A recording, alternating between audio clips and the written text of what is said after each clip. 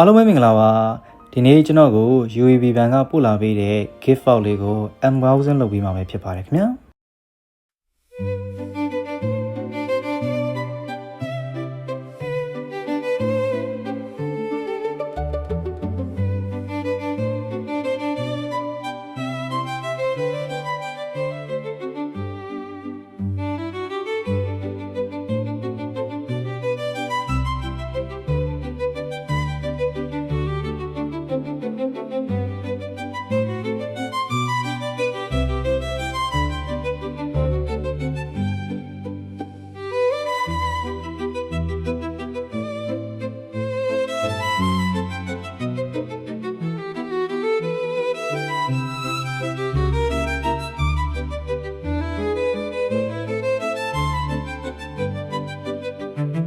မိအိမ်လေးနဲ့ကန်တယ်လေးကိုအရန်ကိုမှချိန်ပါတယ်ခင်ဗျာ